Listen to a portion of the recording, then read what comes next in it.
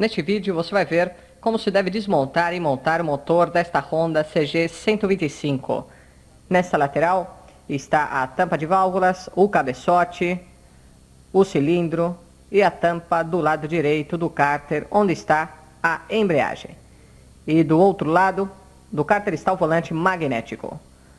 Agora vamos mostrar como se deve verificar o nível de óleo. O motor deve estar quente. Devemos retirar a vareta, limpar o seu extremo inferior e introduzi-la novamente no seu orifício sem apertá-la. Fazemos isso para que sua ponta seja molhada com o óleo do cárter. Logo depois retiramos a vareta e verificamos onde está a marca. Nesse caso, ela indica que está no nível mínimo. Depois disso, colocamos e apertamos a vareta no seu lugar. Aconselhamos verificar o nível do óleo todos os dias ou uma vez por semana no mínimo. Na parte inferior da lateral esquerda do motor, temos um bujão que permite a troca de óleo e também permite verificar o estado da malha do filtro de óleo. Sempre devemos usar a ferramenta correta para não estragar as peças da moto. Para retirar esse bujão, aconselhamos usar um alicate. Como este bujão está um pouco estragado, vamos trocá-lo por um novo. Depois de retirado o bujão, podemos retirar o filtro ou malha e também a mola. Deixamos o óleo escorrer e enquanto isto vamos apresentar outras partes do motor. Esta torneira controla a entrada de gasolina ao carburador. Quando ela está nesta posição, significa que está fechada. Quando está para cima, significa que está na reserva. E para baixo, está na posição normal ou aberta. No meio da mangueira, que está ligada ao carburador, existe um pequeno filtro descartável. De trás da tampa de plástico que está na lateral direita da moto, se encontra o filtro de ar. E de trás da outra tampa metálica está o sistema Eco da Honda, que é uma bomba de pique. A seguir, vamos ver detalhadamente estes componentes. Depois de retirar as duas tampas, podemos ver o filtro de ar e o mecanismo do sistema Eco. Logo depois, retiramos os parafusos que fixam a tampa do filtro de ar. E também vamos retirar a junta de borracha e o filtro.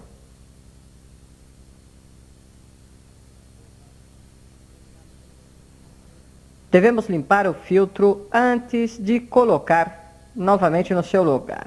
Agora vamos retirar a braçadeira que liga o filtro de ar com o carburador. E depois retiramos todas as outras ligações mecânicas que ligam o carburador à moto. Primeiro retiramos a tampa do pistão do carburador e também o cabo que liga a bomba de aceleração com o mecanismo do acelerador. É importante não mexer na regulagem dos esticadores. Continuamos retirando a tampa do pistão do carburador. É importante ressaltar que este componente incorpora uma agulha que é fundamental para o funcionamento do motor. Com a torneira do tanque fechada, podemos retirar a pequena mangueira que alimenta ao carburador. Depois retiramos as duas porcas que fixam o carburador no seu lugar. Entre a peça de cor preta, conhecida como isolador, e a base do carburador, existe uma junta. Depois de retirar o carburador, vamos retirar o parafuso Phillips para que o carburador fique totalmente livre e também para que a regulagem deste mecanismo não se modifique.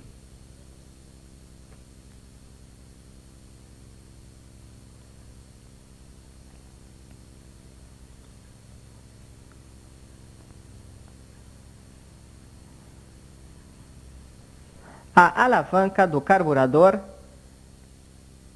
é a encarregada de fechar o afogador. Na entrada do carburador se encontra a válvula do tipo borboleta, que funciona como afogador, e na parte inferior do carburador está a cuba do carburador. E na parte de trás está a saída da mistura ar combustível para o motor. O parafuso que funciona como válvula permite retirar a gasolina que se encontra no interior da cuba. A alavanca determina as posições do afogador. Elas são 3: aberta, parcialmente aberta e fechada.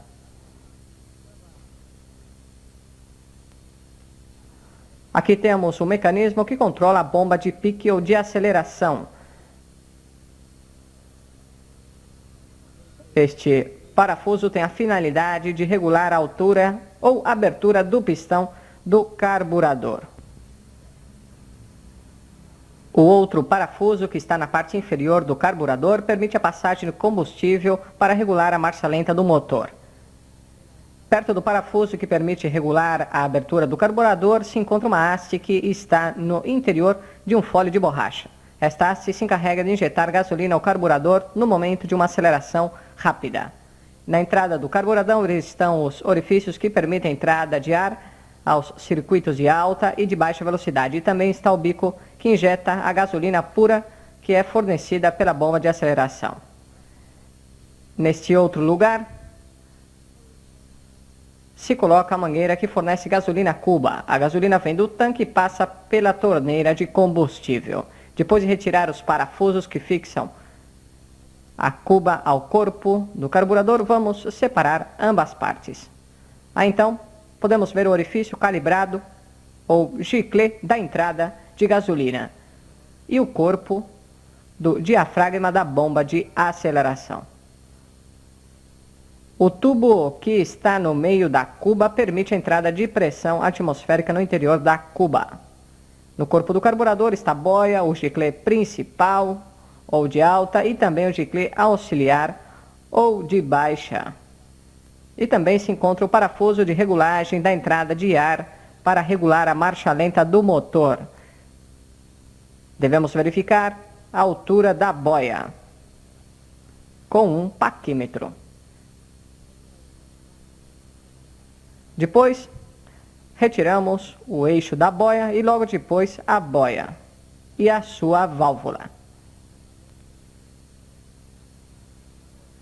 Esta válvula deve ser instalada neste orifício.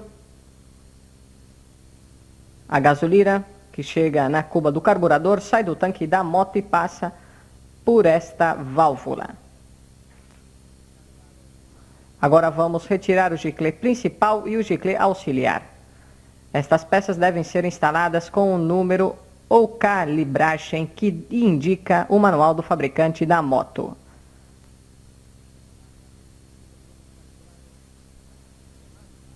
Também retiramos o parafuso que regula a marcha lenta do motor.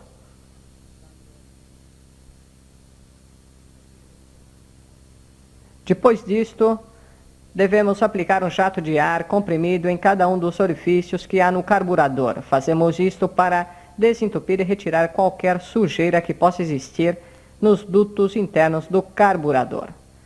Agora vamos afrouxar a tampa da bomba de aceleração. Devemos ter cuidado para não perder a mola e as duas esferas que estão no interior deste dispositivo. Também devemos verificar o diafragma da bomba de aceleração.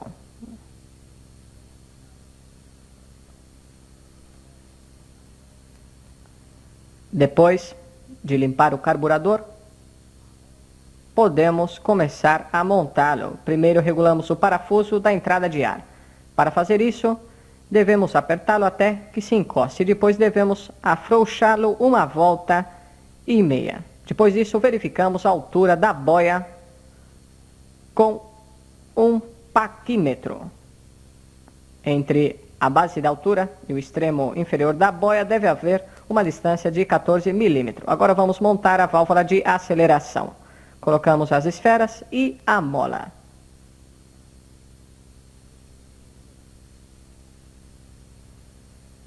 Aí também se encontra um giclê que funciona como sede.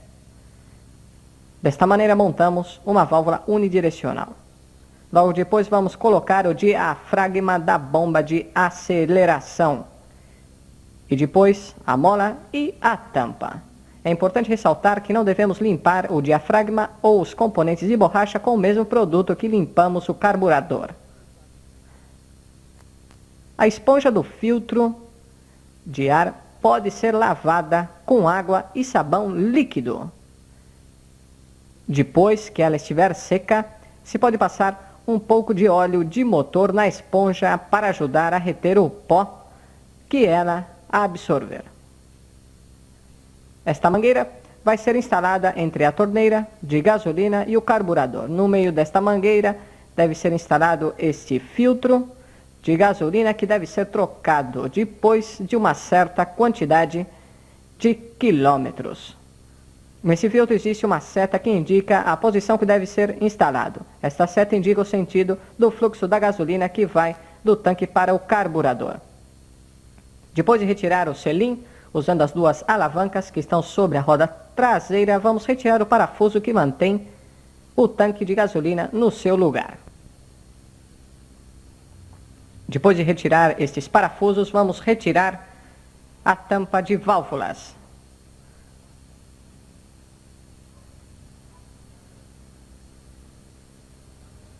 Como você pode ver, aqui temos as válvulas que se encontram no cabeçote do motor.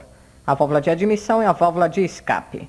Para retirar o cabeçote, devemos retirar o parafuso que está na parte superior do motor. Para poder retirar o escapamento, devemos retirar as porcas que estão na parte da frente e uma outra que está no meio do escapamento.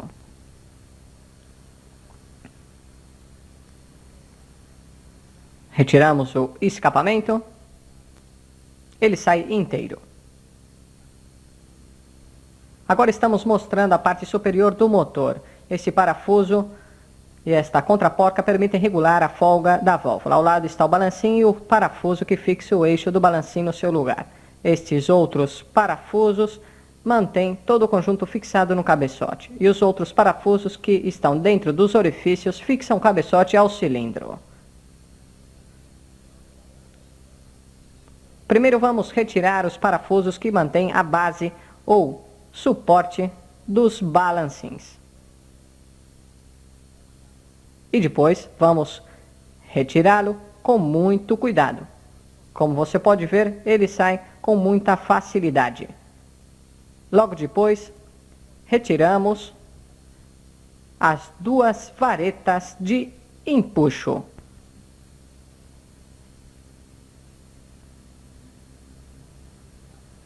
Este parafuso que está na lateral esquerda do motor mantém o eixo dos braços oscilantes no seu lugar.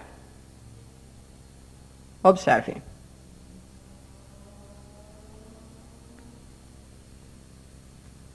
Este outro parafuso fixa o cabeçote ao cilindro. Às vezes, é bom retirar esta peça que permite fixar o cabeçote ao chassi do motor. Isso deve ser feito quando os prisioneiros não estão aparafusados ao cárter do motor. Logo depois retiramos o cabeçote. Na parte de baixo do cabeçote está a válvula de escape e a válvula de admissão, como podemos observar. Válvula de escape e válvula de admissão. Na parte de cima está a vela de ignição e também os pontos aonde se colocam as porcas especiais para fixar o cabeçote ao cilindro. Também podemos ver as molas das válvulas e os pontos onde se fixa o suporte do conjunto dos balancins. Depois de afrouxar os dois parafusos que estão na lateral esquerda do motor, devemos retirar os espaçadores ou buchas. E logo depois o cilindro. Aconselhamos colocar um pano para evitar que caiam sujeiras ou alguma peça no interior do cárter. Depois disso, com uma chave de fendas, vamos retirar a trava do passador do pistão. Logo depois, devemos bater suavemente no outro extremo do passador para que ele saia do seu lugar.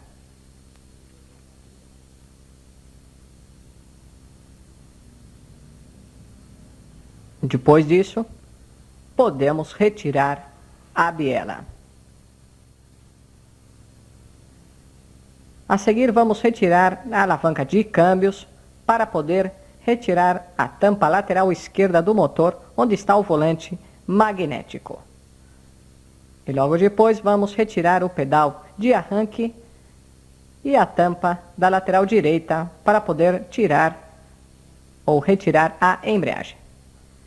A alavanca de câmbios já foi retirada e também os parafusos que fixam a tampa no seu lugar. Alguns parafusos estão estragados. Eles deverão ser trocados por novos. Podemos usar parafusos Phillips ou Allen. Depois retiramos a tampa e encontramos o volante magnético e o pinhão de saída. Aqui na lateral direita do motor, afrouxamos todos os parafusos e vamos retirar o cabo de comando da embreagem. Recomendamos retirar o pousapé antes de retirar a tampa. Isto vai facilitar o trabalho.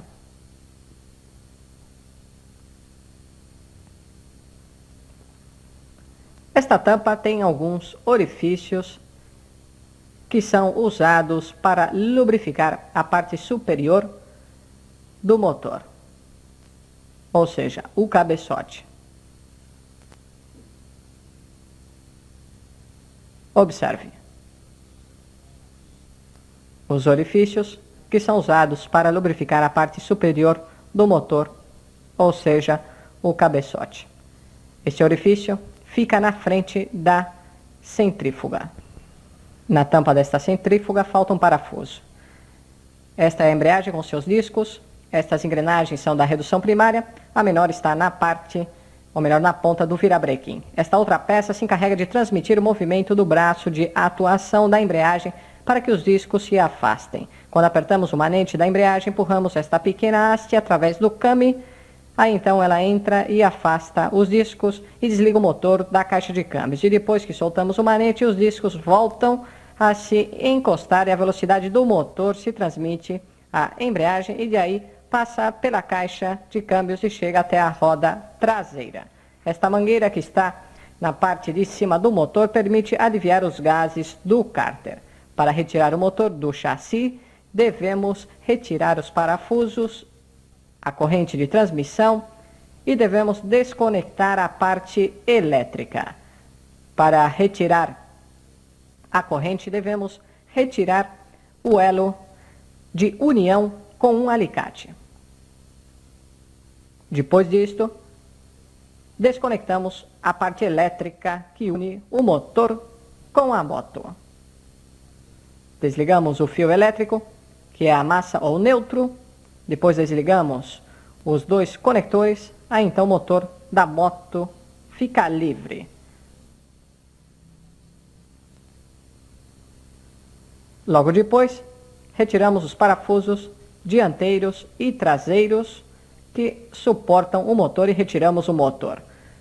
Como você pode ver, com 3 calços de madeira e uma bacia de alumínio, fizemos o suporte para o cárter do motor. Isto pode ser feito para qualquer tipo de motor. Além disso, a bancada de trabalho vai ficar limpa. Agora vamos começar a desmontar o motor. Vamos separar os componentes que serão reutilizados daqueles que serão trocados. Primeiro vamos separar um dos parafusos da centrífuga para comprar outro igual. Depois vamos retirar os 4 parafusos para desmontar a embreagem. Aqui está a face interna da tampa da centrífuga. Para retirar esse componente devemos usar uma ferramenta especial tipo castelo. Como esta peça já está frouxa, vamos retirá-la e depois retiramos as molas da embreagem. Depois retiramos a trava elástica para poder retirar o conjunto de discos. Para fazer isto, devemos usar um alicate de ponta.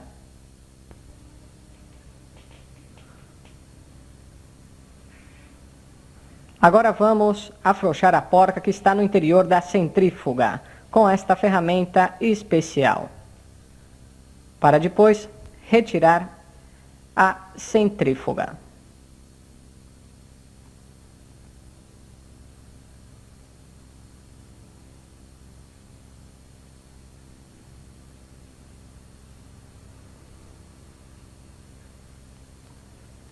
Logo depois, vamos desmontar a embreagem. Retiramos a placa de pressão para poder retirar cada um dos discos.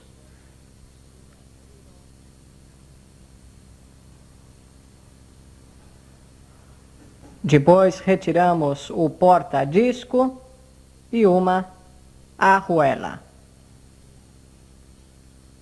Depois disto, retiramos a cesta da embreagem. Na parte inferior do motor está o trambulador ou seletor de câmbios.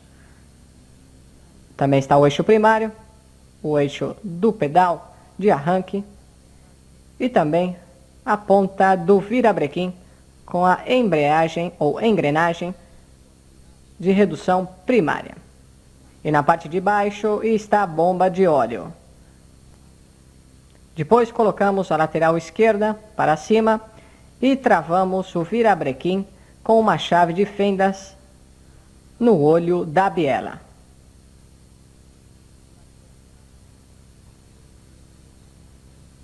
E logo depois afrouxamos a porca que fica, ou melhor, que fixa o volante magnético na ponta do virabrequim. E depois retiramos a porca e a arruela com uma ferramenta especial conhecida como puxador.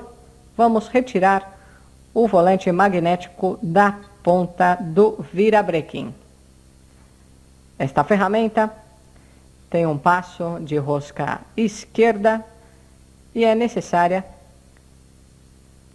usá-la, é claro, pois o volante fica cravado no cone da ponta do virabrequim. Enroscamos no sentido contrário, travamos o virabrequim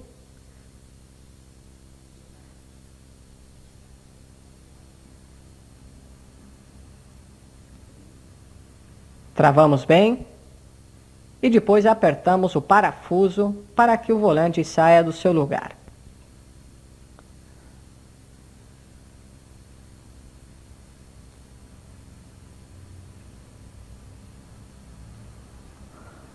O volante magnético é o rotor de um alternador.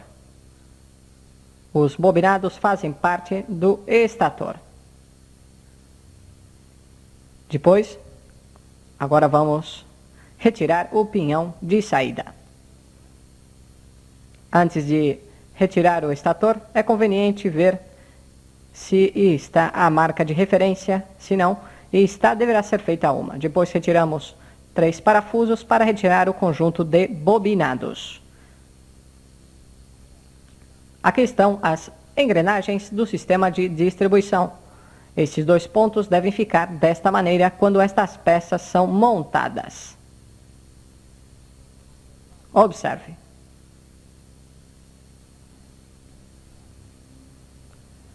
Agora vamos retirar o eixo do comando de válvulas com um alicate.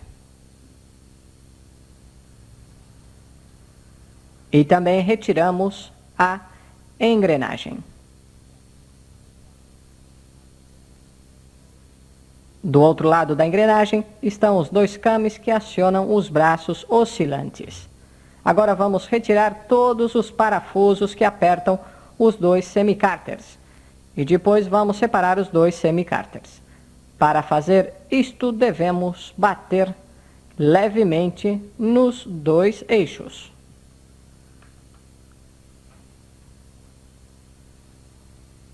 Agora podemos ver o virabrequim, a biela e a caixa de câmbios. Também podemos ver o trambulador e os garfos seletores. O eixo primário de entrada. Também temos o eixo secundário de saída e o mecanismo do pedal de arranque. Agora vamos verificar o estado das engrenagens. Para fazer isto, devemos retirar o eixo dos garfos. Também devemos verificar as condições dos garfos, ver se eles não estão tortos ou se não têm as pontas desgastadas. Retiramos o eixo e depois os garfos. Depois de retirar o eixo dos garfos e os garfos, vamos retirar o eixo secundário para checar todos os componentes, como as engrenagens fixas, as livres e as deslizantes e também os dentes de encaixe. A mesma coisa deve ser feita com o eixo primário.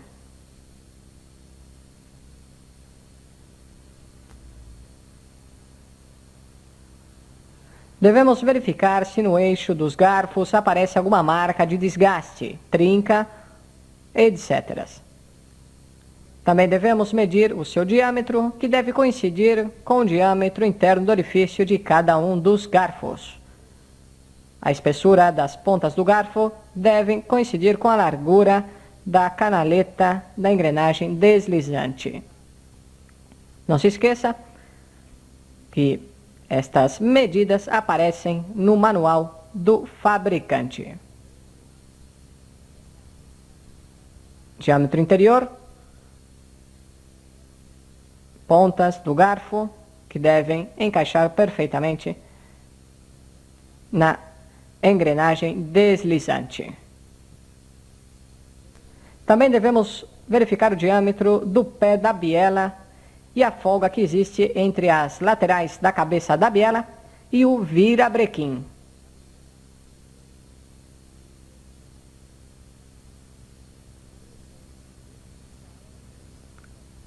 Com o comparador, podemos medir as folgas.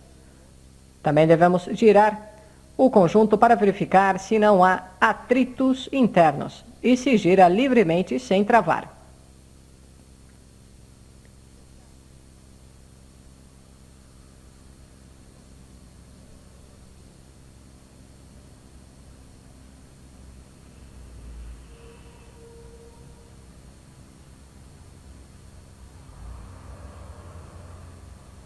Com o comparador apoiado no cárter, podemos medir a face externa do virabrequim. Para medir a folga axial, devemos colocar uma lâmina calibrada entre estas duas faces. Também podemos medir a folga axial com um comparador apoiado no cárter e no extremo da biela.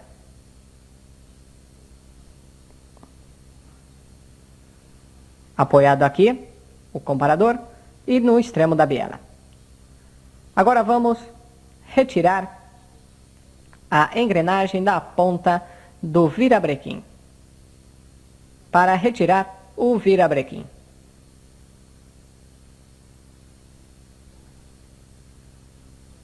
Também vamos retirar o eixo do pedal de arranque.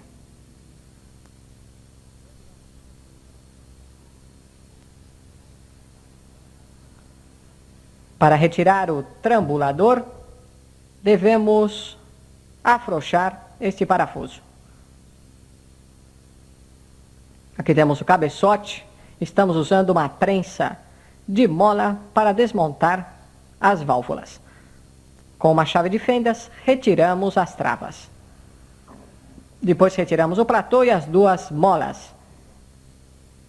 E logo depois, retiramos as válvulas pela parte da câmara de combustão. Primeiro retiramos a de escape, depois a de admissão. Recomendamos manter todas as peças ordenadas para facilitar a montagem. Depois, limpamos as válvulas e medimos a haste. Também devemos medir a altura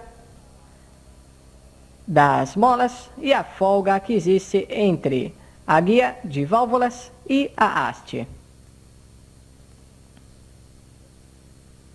A altura das molas podem ser medidas com um paquímetro ou com um esquadro. Depois disso, podemos montar as válvulas.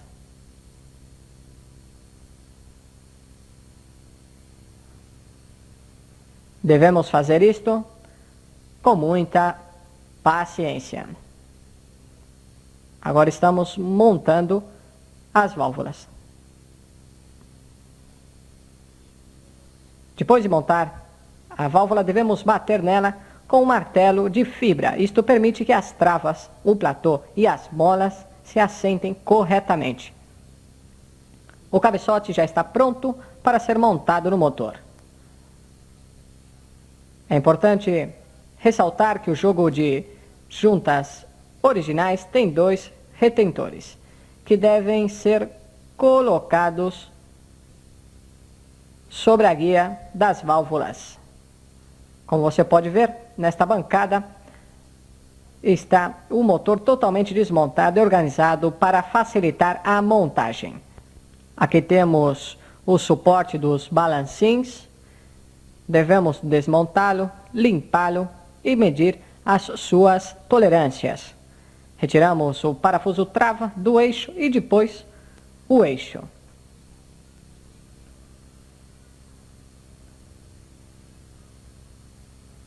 Se verificamos visualmente, parece que ele está em boas condições. Porém, devemos medir o seu diâmetro e também os balancins. Também devemos verificar o alinhamento e o comprimento das varetas de empuxo.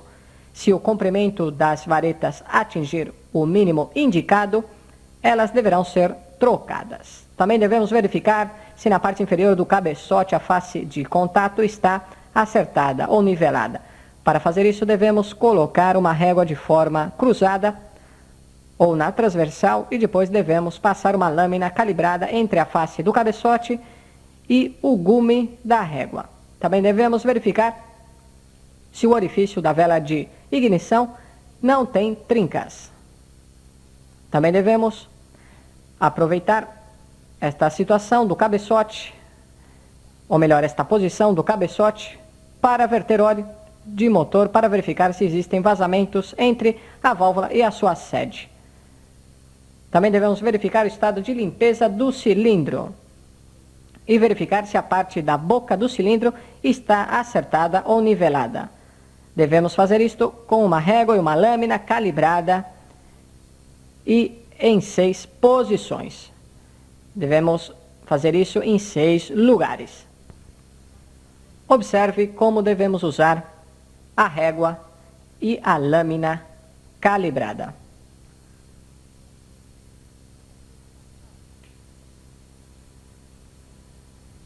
Agora vamos usar esse instrumento para checar o estado de ovalização do cilindro. Devemos medir 2 diâmetros no mesmo plano. Colocamos o instrumento em um dos diâmetros e zeramos. Depois giramos 90 graus e tiramos a diferença. Ela não pode ser superior a 0,1 milímetro. Depois colocamos o instrumento no meio do cilindro e repetimos a operação. A terceira medida se tira quando o pistão atinge o ponto morto inferior. Depois retiramos o instrumento fora do cilindro e medimos com o micrômetro. O ponteiro deve estar em 0. Essa medida deverá ser comparada com a que tem a saída do pistão. Para tirar essa medida, se deve posicionar o micrômetro a 90 graus do eixo do passador do pistão. No caso desta moto Honda, essa diferença não pode ser superior a 0,01 milímetro. Essa medida deverá ser tirada a 10 milímetros do extremo da saia do pistão. Agora vamos revisar com o alesômetro. O extremo sensitivo do instrumento deve ser colocado no local que deve ser medido. Balançamos e quando o ponteiro fica estático, se coloca o quadrante do instrumento com o zero frente ao ponteiro. Desta maneira já temos a referência para fazer as outras medições. Logo depois, giramos a 90 graus no cilindro e balançamos o instrumento até que o ponteiro fique estático novamente. Aí então vamos ter a diferença entre a primeira medida e esta. Como se pode notar, o ponteiro está afastado uma marca do zero. Isso significa que a diferença é igual a 0,01 milímetros.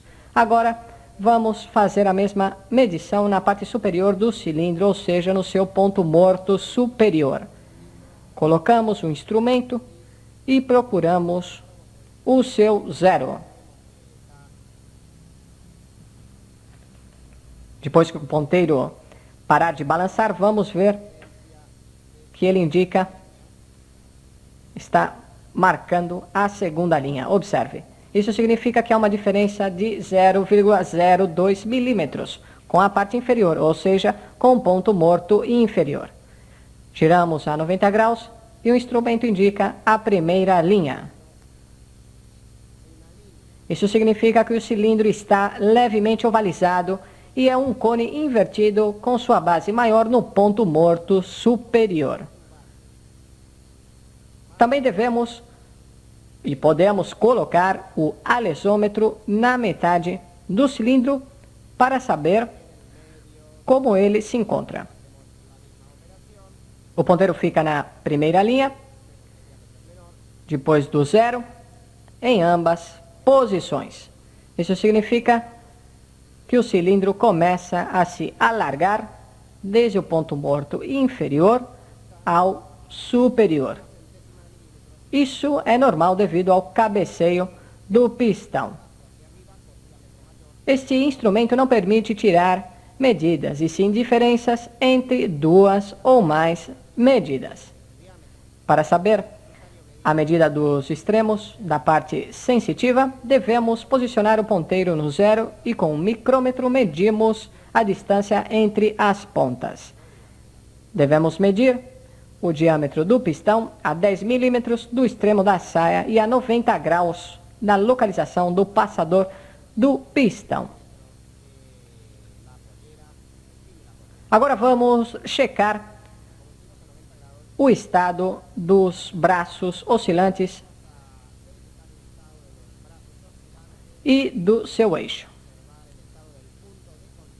É muito importante checar o ponto em que este braço atrita com a excêntrica do comando de válvula. Também devemos medir o diâmetro do braço e verificar se o orifício de lubrificação está limpo. Também devemos medir o diâmetro do eixo dos braços oscilantes.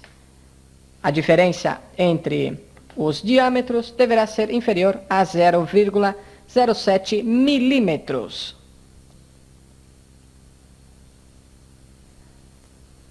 Agora vamos retirar os anéis do pistão, mas antes devemos verificar a folga que existe entre o anel e sua canaleta.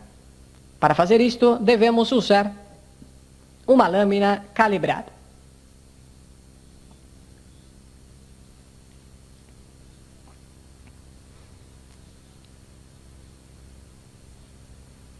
Observe como devemos fazer.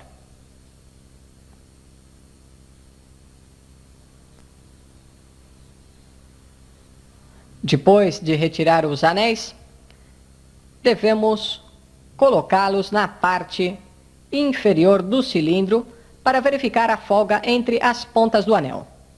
Essa folga deve ser inferior a 0,35 milímetros.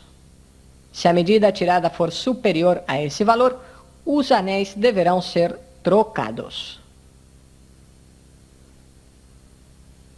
Observe como devemos fazer. Aqui temos a lâmina calibrada. Essa folga deve ser inferior a 0,35 milímetros.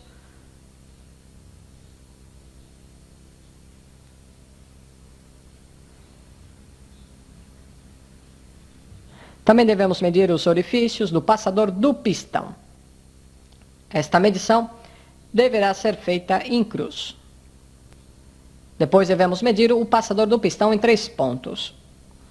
Um para cada apoio do pistão, ou seja, os extremos do passador, e a outra medida deve ser tirada no ponto em que a biela se junta ao passador.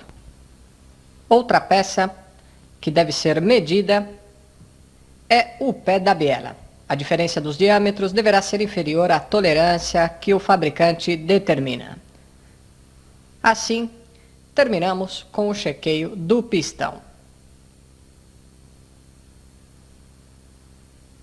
Com o comando de válvula na mão, devemos chequear os dentes da engrenagem, o diâmetro, por onde deve passar o seu eixo, e também se deve medir o diâmetro externo do eixo.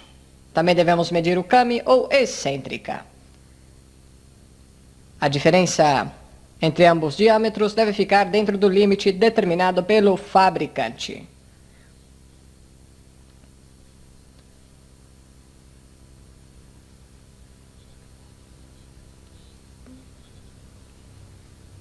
Também devemos medir o came ou excêntrica, e esta distância não deve ser inferior a 32,63 milímetros.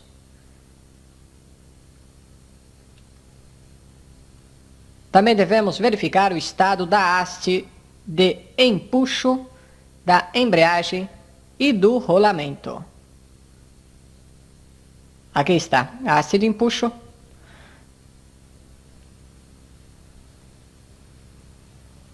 E também o estado do rolamento. Também devemos medir a altura das molas da embreagem e a espessura dos discos.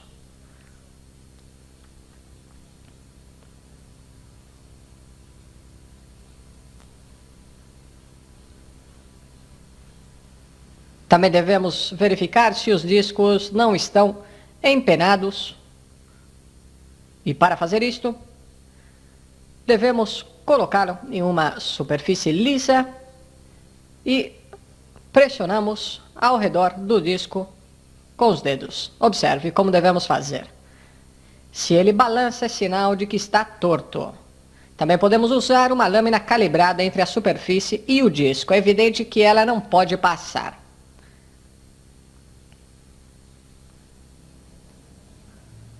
Bom, agora mostramos a cesta da embreagem. O castelo formado para receber aos discos não pode ter cantos vivos nem trincas. Também devemos verificar o estado dos rebites que fixam a engrenagem da redução primária com a cesta. Não pode existir nenhum jogo. O rotor e suas estrias internas não devem estar desgastadas. Também devemos chequear todas as estrias desse rotor. Também devemos chequear a centrífuga do sistema de lubrificação.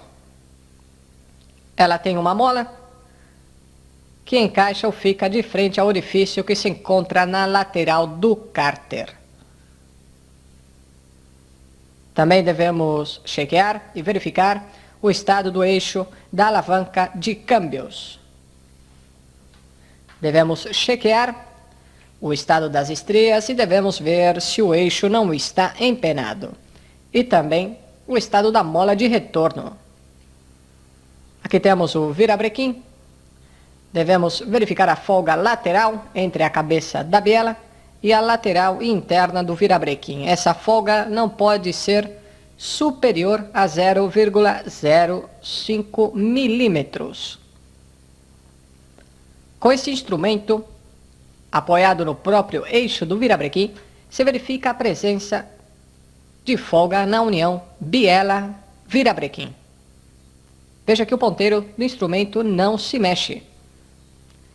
Isso significa que este conjunto encontra-se dentro das especificações do fabricante. Também podemos puxar a biela para um lado e o virabrequim para o outro para ver se existem folgas. É evidente que a melhor maneira é utilizar instrumentos de precisão. A superfície do eixo dos garfos deve estar lisa e não pode estar torta, e o seu diâmetro deve ser medido em 2 posições. Aqui temos o trambulador ou tambor seletor. As suas canaletas devem estar em boas condições, sem cantos vivos.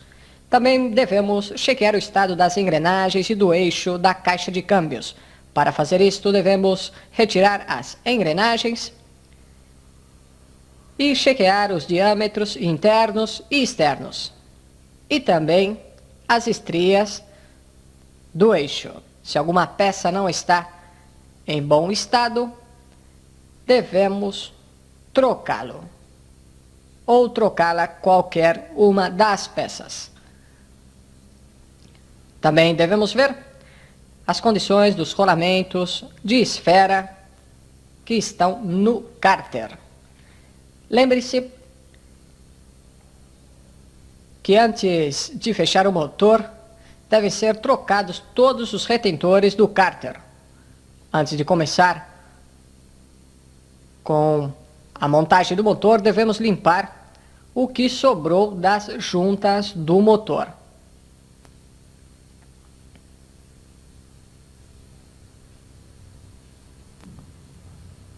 Como já dissemos, devemos limpar o que sobrou das juntas do motor.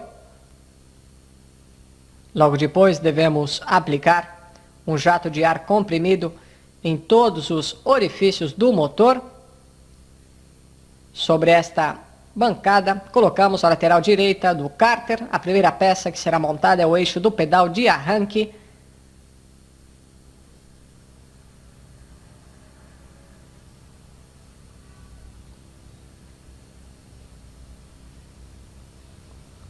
Colocamos esta arruela para evitar o desgaste do cárter. Devemos girar a orelha até que ela fique presa. A catraca do mecanismo do pedal de arranque deve estar em boas condições de funcionamento. Aqui temos o eixo primário ou de entrada e o eixo secundário de saída. Sempre é bom lubrificar as peças antes da sua montagem. Os 2 eixos devem ser colocados juntos e do mesmo jeito que eles ficam no interior da caixa de câmbios. Agora vamos colocar os garfos. Cada um tem uma letra gravada no seu corpo para determinar a sequência da montagem. Deixamos no ponto morto e colocamos o eixo dos garfos. Depois, devemos girar o trambulador para verificar o encaixe da engrenagem deslizante. Isto deve ser feito devagar e com muita paciência. Estas peças devem ficar bem encaixadas. Agora sim podemos montar o segundo garfo. Devemos fazer o mesmo teste de funcionamento. O trambulador volta à sua posição neutra. Retiramos o eixo novamente e colocamos o terceiro garfo. Colocamos o eixo. O eixo dos garfos e verificamos o seu funcionamento. Depois de montar a última peça, devemos girar o trambulador manualmente e verificar o encaixe.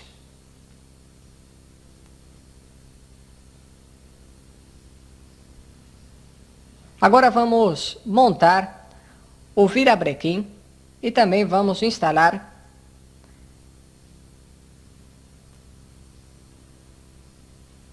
algumas buchas que servem como guia do cárter. Aí estamos colocando o virabrequim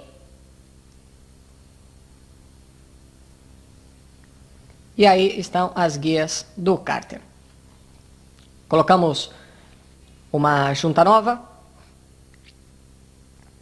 Sempre é bom passar uma pequena quantidade de graxa para que ela não saia da sua posição. Depois disto, podemos colocar a lateral esquerda do cárter. Recomendamos passar graxa nos pontos que recebem peças móveis, tais como os extremos dos eixos primário e secundário e os retentores. Isso facilita o encaixe das peças. Colocamos os parafusos do cárter, eles deverão ser apertados de forma gradativa e em cruz. Depois colocamos a engrenagem da redução primária. Tenha cuidado com sua chaveta.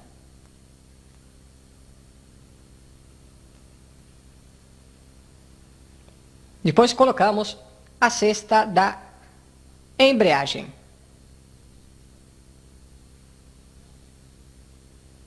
Colocamos a arruela de atrito e o conjunto do rotor com seus discos.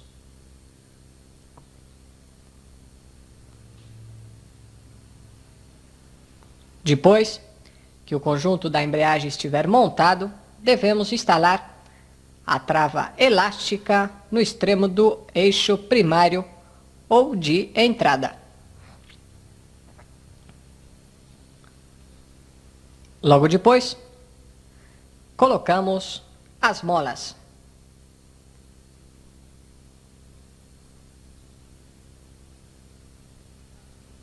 A seguir, vamos montar a centrífuga. Para fazer isso, devemos usar a ferramenta especial tipo castelo. A porca deve ser torqueada com o valor determinado pelo fabricante da moto.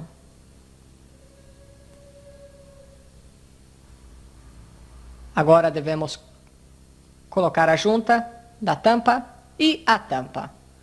Depois colocamos os parafusos que fixam a tampa ao corpo da centrífuga. Antes faltava um parafuso na tampa. Agora, como você pode ver, está completa. Depois vamos colocar o eixo da alavanca de câmbios. Ela foi parcialmente desmontada para facilitar a sua montagem. Tenha paciência para fazer este serviço. As peças devem estar organizadas na mesma sequência que desmontamos para facilitar a montagem.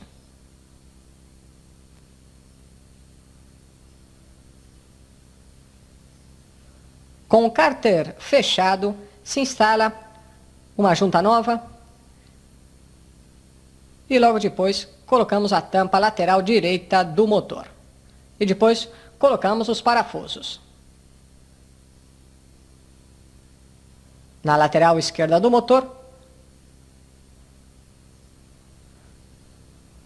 devemos começar colocando a trava do virabrequim. A marca da engrenagem da ponta do virabrequim deve coincidir com a marca da engrenagem do comando de válvulas.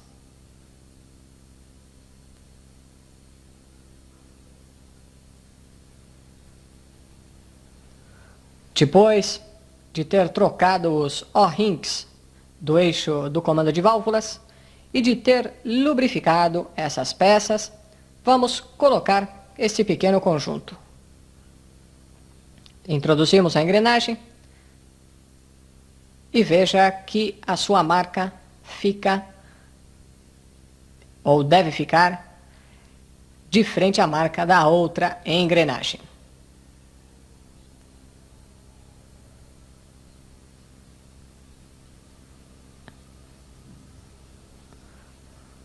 Depois colocamos a arruela no eixo do comando de válvulas e o eixo no seu lugar. A cabeça do eixo do comando de válvulas tem uma espécie de orelha e ela deverá ficar nessa posição que você está vendo.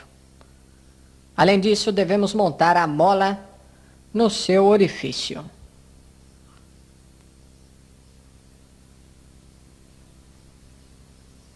Aqui temos o pistão e os anéis.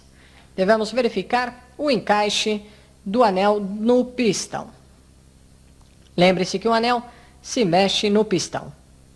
Antes de montar o anel, se deve ver a posição da marca que deve aparecer na ponta do anel. Essa marca deverá ficar para cima na hora da montagem. Depois de ter montado os 3 anéis, suas aberturas deverão ficar afastadas 120 graus uma da outra. Cuidado para não misturar o anel de fogo com o de compressão. Quando montamos um anel de óleo do tipo composto, primeiro colocamos o do meio ou central e depois os espaçadores, ou seja, os que ficam em cima e embaixo do central ou do meio. Tome como ponto de partida da posição da abertura do anel qualquer ponto no pistão. As duas pontas ficarão aqui e aqui, ou seja, 120 graus uma da outra. Coloque um pano na abertura do cárter e depois lubrifique os anéis e o orifício do passador do pistão antes de montá-lo no cilindro.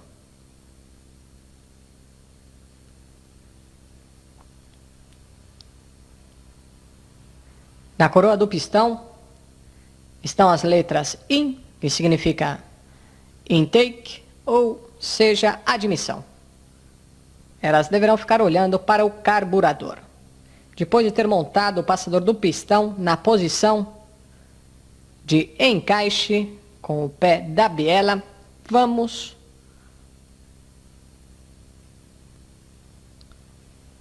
colocar o pistão no motor.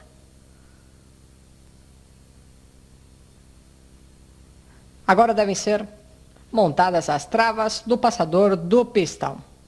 Veja que o pistão tem uma cavidade que permite a montagem desta trava. Depois de encaixá-las, seus extremos devem ser afastados da cavidade para que não saiam do seu lugar. A primeira peça que deve ser colocada no cilindro é esta arruela. Com um O-ring novo, se pode lubrificar esta peça que estamos mostrando antes da sua montagem. Os braços oscilantes devem ser montados desta maneira. Observe como devemos montá-lo. Quando está na sua posição, se empurra o seu eixo.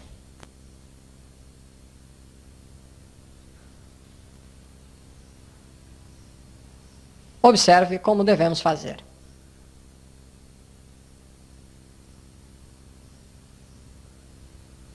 Ajustamos e empurramos. E está pronto. Agora vamos colocar esta junta entre o cárter e o cilindro. Ela tem um orifício que deve coincidir com a passagem de óleo para o cabeçote. Tenha cuidado para não colocá-la de forma errada.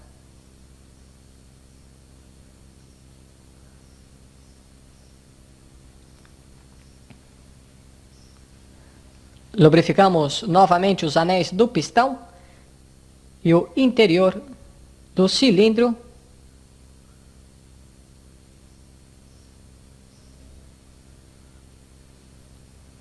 Depois, colocamos o cilindro até que ele se encoste no primeiro anel.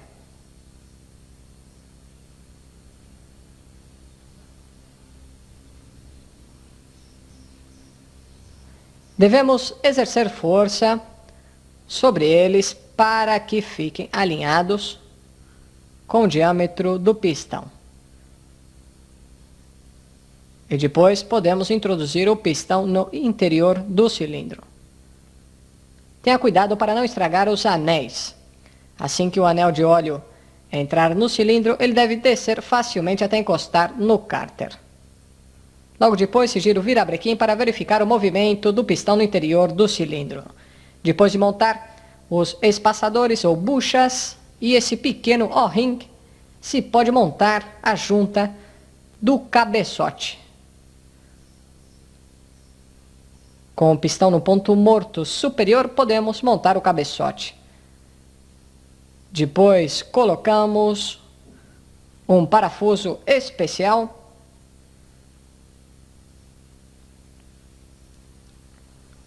Aí colocamos o cabeçote. Agora vamos colocar este parafuso especial. Sua função é manter a posição do eixo dos braços oscilantes. Com uma chave de fenda, giramos o eixo até que este parafuso possa ser colocado, sem nenhum problema. Logo depois, vamos colocar as 4 porcas especiais que fixam o cabeçote ao motor. Logo de ter apertado essas porcas com um torque especificado e na sequência certa, se pode apertar o 5º parafuso. Observe que agora estamos apertando as porcas. Lembre-se de usar peças originais. Depois de montar as varetas de empuxo, se pode colocar a base ou suporte dos balancins. As buchas permitem alinhar a peça de fundição. Depois de fixar o suporte, podemos colocar os balancins e os seus eixos alinhados um com o outro. Alinhamos o orifício do suporte com o orifício do eixo e assim colocamos o parafuso trava do eixo. Depois de ter montado o segundo balancim, com o seu eixo e seu parafuso trava, se deve lubrificar todo o conjunto. Lembre-se de aplicar o torque específico aos parafusos.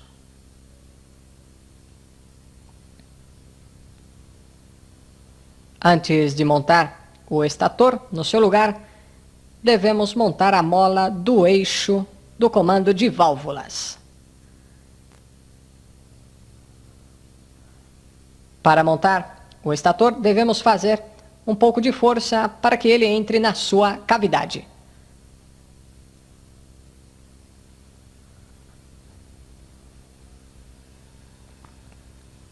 Depois vamos ligar o fio elétrico com o interruptor da luz de ponto morto. Além disso, devemos instalar os ilhós do chicote. O fio elétrico liga a massa, a lâmpada de neutro no painel da moto. Encaixamos os ilhós do chicote na sua cavidade ou na cavidade do cárter. Depois de ter montado a chaveta no eixo do virabrequim, se deve alinhar a fenda que há no orifício do volante magnético. Assim se pode montar essa peça magnética. Fazemos isso devagar, pois o campo magnético exerce grande força de atração. Colocamos a arruela de pressão e a porca. Depois vamos travar o volante com esta ferramenta especial. Para apertar a porca central, é claro. Para regular a folga das válvulas, se deve girar o volante magnético até que o pistão fique no ponto morto superior do tempo de compressão. Isso ocorre depois que a válvula de admissão está fechada. Por isso, o volante magnético gira ao mesmo tempo que se observa o movimento da válvula de admissão. Quando ela fecha, se deve verificar que a letra T,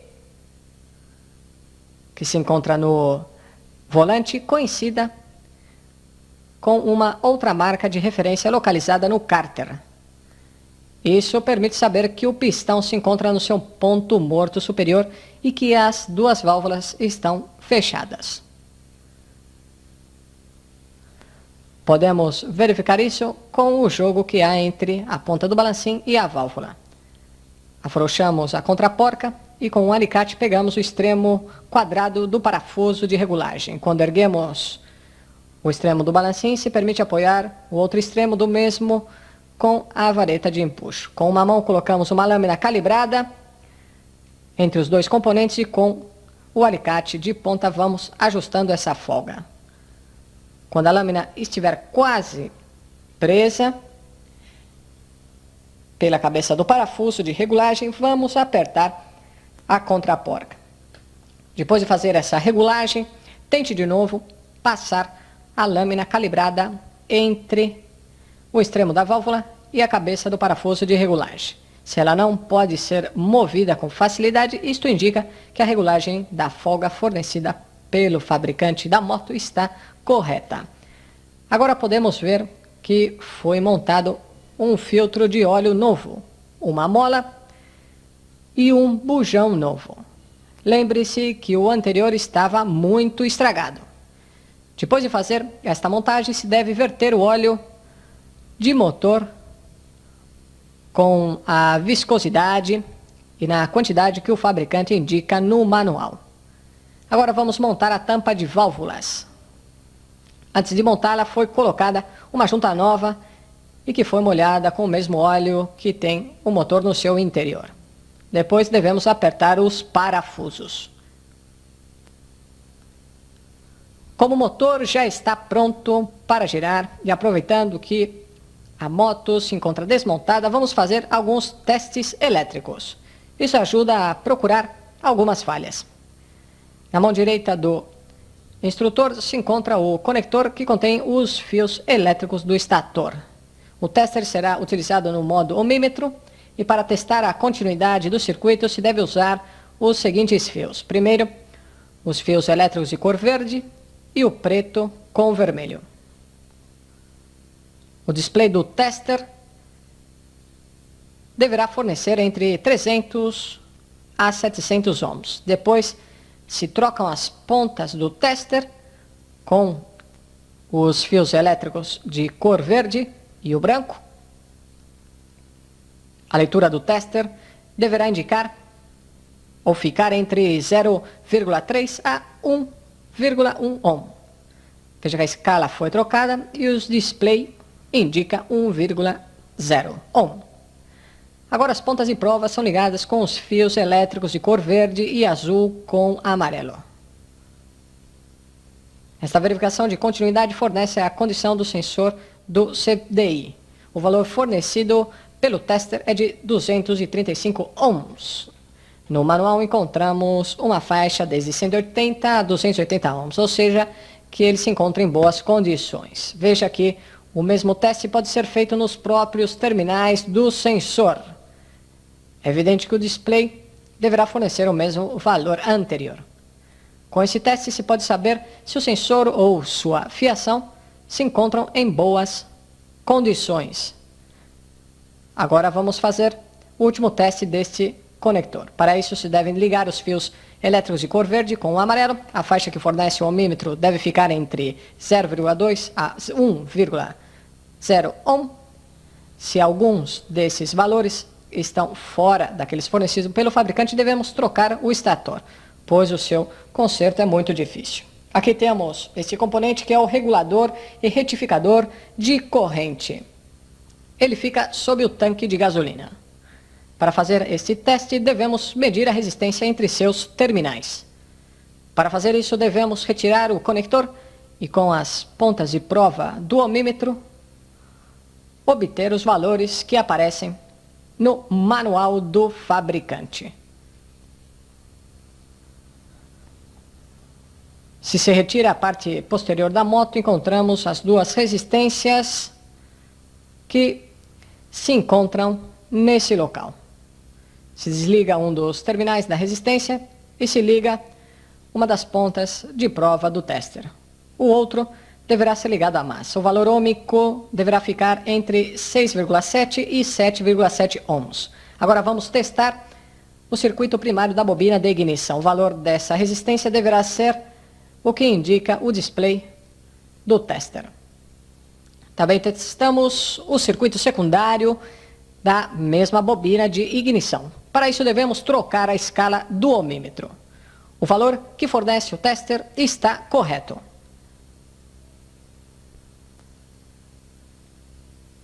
Aqui está a panela do farol dianteiro.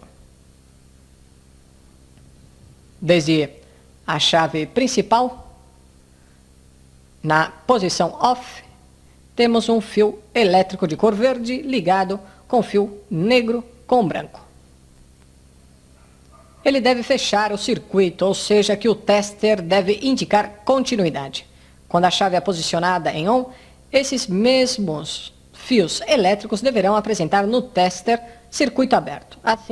Assim deve ser feito o teste da fiação de uma moto, passo a passo e com muita paciência, e sempre guiado pelo manual do fabricante. Nesse capítulo foi feita a desmontagem, a inspeção e a montagem de uma moto Honda CG 125. Além disso, foram feitos alguns testes do sistema elétrico.